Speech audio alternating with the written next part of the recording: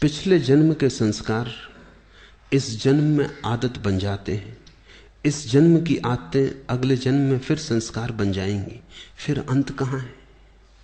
अंत है इस बात में, इस सत्य को जान लेने में कि तुम संस्कार नहीं हो, तुम आदत नहीं हो। अंत है इस सत्य के प्रति जाग जाने में कि तुम पृथक हो। अंत है होश में, अंत है साक्षी भाव में। निश्चित ही तुमने कल भी क्रोध किया था, परसों भी क्रोध किया था, आदत बन गई। आज किसी ने जरा सा उकसा दिया, अंगारा तो था ही भीतर, रोज रोज संभाला था, हो गए। राख भी जमी थी तो बस ऊपर जरा सी परत थी, किसी ने फूंक मार दी, परत झड़ गई, अंगारा बाहर आ गया, तुम क्रोध से भर गए। आज तुम क्रोध करोगे, कल के लिए फिर और तैयारी हो गई। ऐसे रोज रोज तुम अभ्यास बनाते जाओगे, संस्कार गहन होता जाएगा। और जितना संस्कार गहन हो जाएगा उतने ही तुम यंत्रवत हो जाओगे।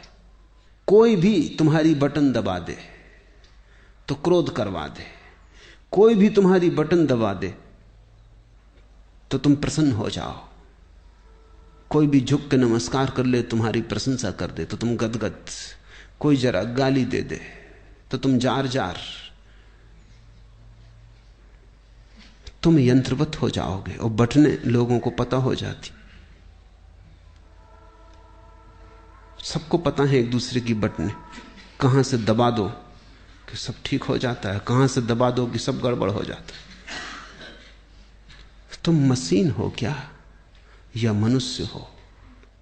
मनुष्य होने का इतना ही अर्थ है कि कोई तुम्हारी क्रोध की बटन दबाए चला जाए, लेकिन तुम कहते हो नहीं करना, तो बटन दबती रहती।